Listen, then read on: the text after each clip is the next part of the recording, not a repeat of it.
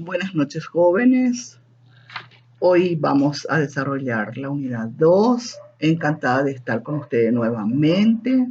Esta unidad nos habla sobre el aprendizaje, la enseñanza, las habilidades, las teorías y las perspectivas conductuales y cognitivas.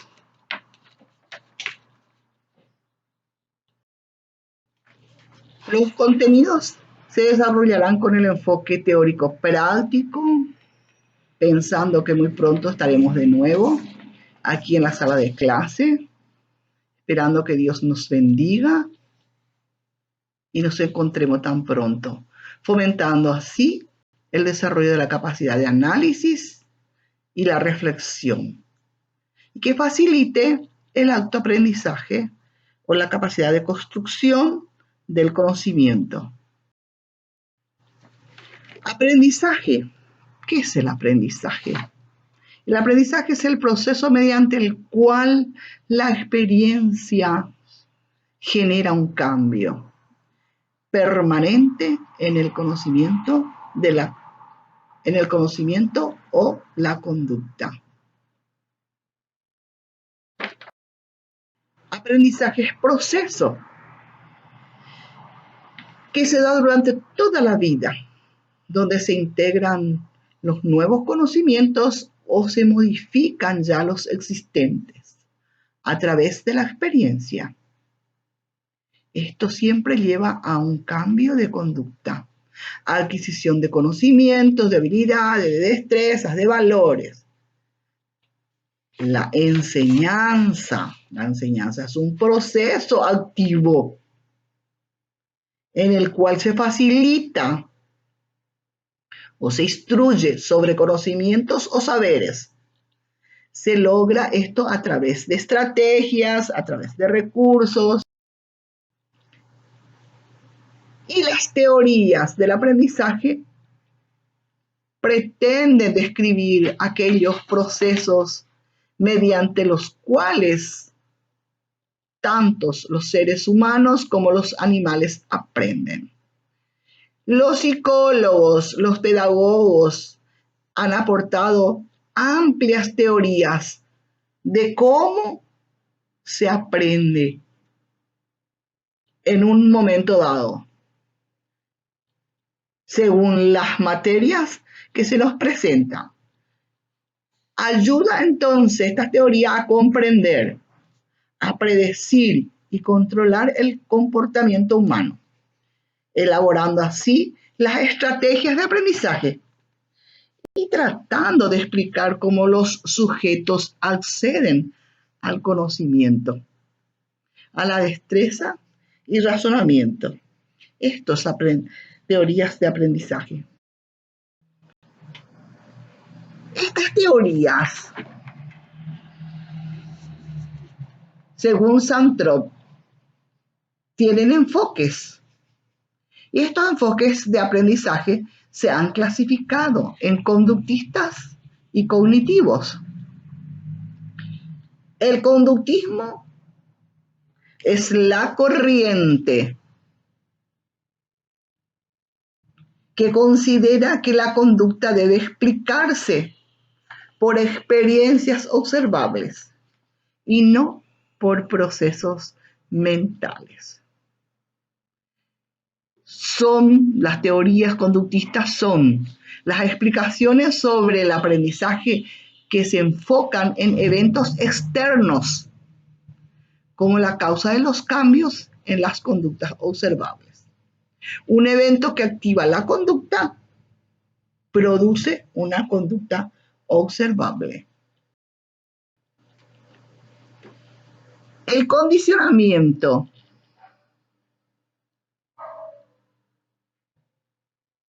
o la teoría conductista se vuelve a subdividir en dos, en condicionamiento clásico y en condicionamiento operante. El condicionamiento clásico se enfoca en el aprendizaje de respuestas emocionales o fisiológicas, involuntarias, como el miedo, el incremento en la tensión muscular, la salivación o el sudor. Y aquí existe una contigüidad. ¿Cuándo existe una contigüidad? Cuando hay una asociación de dos eventos por el apareamiento repetido. Para eso hay un estímulo. ¿Cuál es el estímulo? El evento que activa la conducta. Y eso produce una respuesta automática entre ciertos estímulos.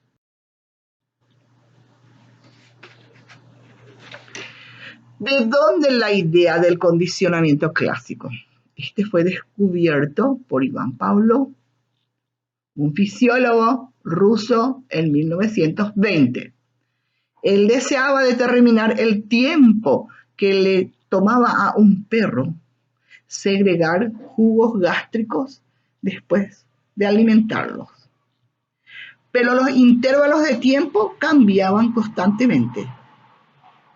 Para determinar el porqué de los cambios en el tiempo, Pavlov realizó un experimento en el cual sonaba un timbre, el diapasón, y condicionaba al perro a salivar al momento de la comida. Al comienzo sonaba el timbre, el perro comía la carne. Pasó el tiempo, volvía a sonar, comía. Así, después de un tiempo, hacía sonar la campanilla y sin darle el alimento, el perro ya comenzaba a salivar al escuchar el sonido de la campanilla y antes de recibir la comida. Entonces, ahí tenemos el estímulo condicionado y una respuesta condicionada.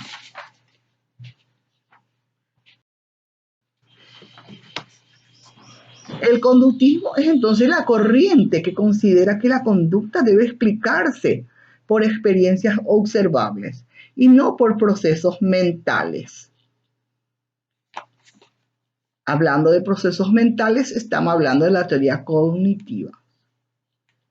Los procesos mentales como qué? Como los pensamientos, los sentimientos, los motivos que cada uno de nosotros experimenta, que no pueden ser observables, pero son procesos mentales. El condicionamiento clásico y el condicionamiento operante son dos perspectivas conductistas que trataremos y hace hincapié en el aprendizaje asociativo. El condicionamiento operante es el aprendizaje en que el comportamiento voluntario se fortalece o se debilita por sus consecuencias o antecedentes. Hay un antecedente, produce una conducta y esa conducta tiene una consecuencia. ¿De dónde sale la idea de ese condicionamiento operante?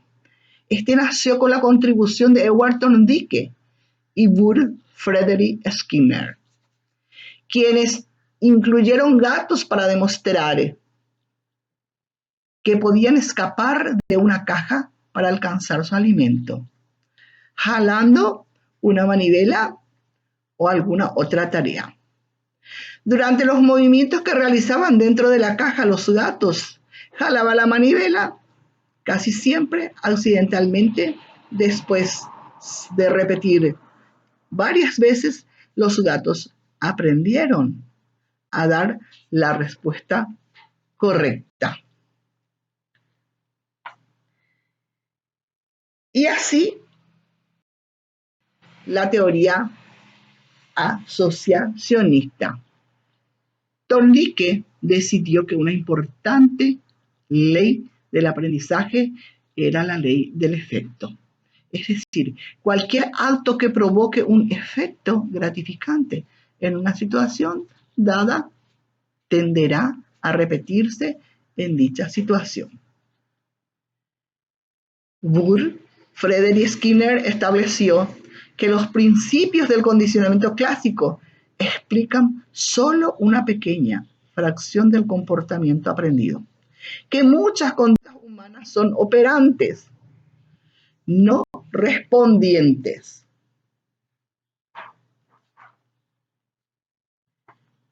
Así vemos que la base de la teoría de Skinner fue la teoría de Thorndike o Thorndike. Asociar un conocimiento agradable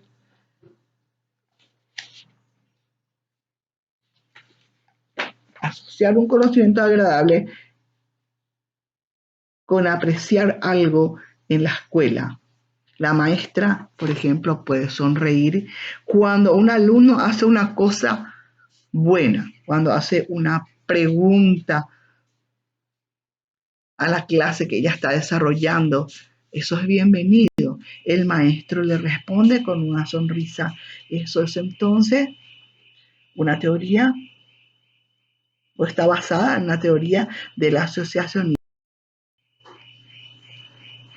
Según la perspectiva conductista, las consecuencias determinan en gran medida si un individuo repitiera la conducta que provocó tales consecuencias. El tipo y el momento de las consecuencias podría fortalecer o debilitar las conductas. Esto depende entonces de qué? Depende de las consecuencias. Y aquí tenemos, por ejemplo, el castigo y el reforzamiento. El reforzamiento es un aporte grande en educación de parte de Thorndike. Él habla mucho de reforzamiento. El reforzamiento es el uso de las consecuencias para fomentar la conducta. Generalmente se interpreta como recompensa y se presenta de la siguiente manera: una conducta, un reforzador, y como consecuencia tenemos una conducta fortalecida o repetida. El reforzamiento puede ser positivo o negativo. El reforzamiento positivo es fomentar el comportamiento al presentar un estímulo deseado después de que aquel ocurra. Reforzamiento positivo. Y esto utilizamos mucho en las escuelas, en las clases. ¿Quién no quiere recibir un estímulo? Cuando el maestro, el profesor te dice: qué lindo está tu trabajo, qué bien lo hiciste. Esto es reforzamiento positivo. Un reforzamiento negativo también se usa. En ciertos momentos dados, muchas veces hace falta. Es el fomento de la conducta al eliminar un estímulo aversivo, un estímulo no agradable. Cuando se presenta la conducta. Un reforzamiento positivo, ejemplo, puede ser una recompensa, como estábamos diciendo, por las buenas calificaciones. Los puntos adicionales que se le agregan en un examen cuando pues lo presentaste muy bien, cuando ese examen está bien hecho, cuando siempre participaste en clase, cuando hay una fiesta en la casa. Bueno, eso es un reforzamiento positivo cuando estás recibiendo un estímulo agradable. Y un reforzamiento negativo, por ejemplo, es llamar la atención al niño o al joven y gritas desordenadamente. Refuerza negativamente porque el ruido cesa. También está el castigo. A menudo el reforzamiento negativo se confunde con el castigo. Y eso no debe ser. El proceso de reforzamiento negativo o positivo siempre implica fomentar la conducta. Por otro lado, el castigo implica disminuir o eliminar la conducta. A una conducta le da un castigo, esa conducta siempre se debilita o se... Y siempre queremos usar los castigos, que eso no es bueno. Castigo por presentación, ejemplo. Disminución de probabilidades de que una conducta ocurra nuevamente al presentar un estímulo aversivo, desagradable, ¿verdad? Después de la conducta. Y castigo por supresión también puede ser disminución de las probabilidades de que una conducta se vuelva a presentar, a repetir. Al retirar del alumno un estímulo agradable. Otro ejemplo puede ser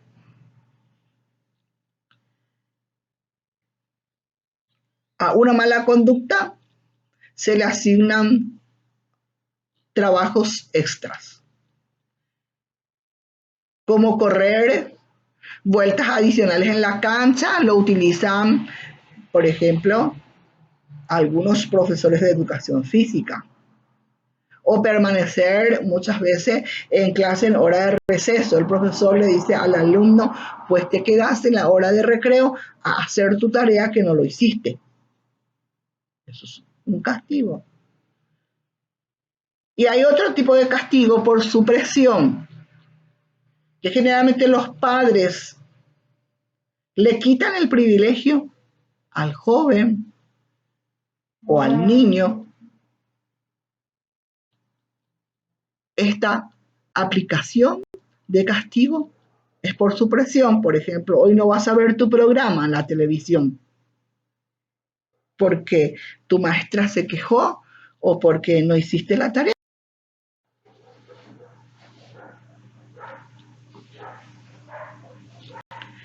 También tenemos aquí el análisis de autos. El de sentarse con el alumno, conversar, hacer entender lo que estaba haciendo mal. Es un análisis de conducta aplicado. Hacerle entender de que eso no tiene que volver a repetirse. Son conjuntos entonces de procedimientos orientados a la modificación conductual a través de un análisis.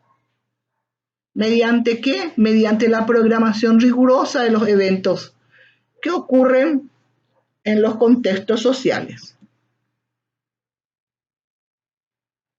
Descompone también las distintas habilidades en pequeñas tareas separadas. Puede ser como lenguaje, repetir, señalar, imitar. Utiliza estrategias positivas y no punitivas o negativas, que le permite al niño procesar lo que se le enseña. Esto es entonces un análisis de conducta que el profesor puede estar aplicando con sus alumnos.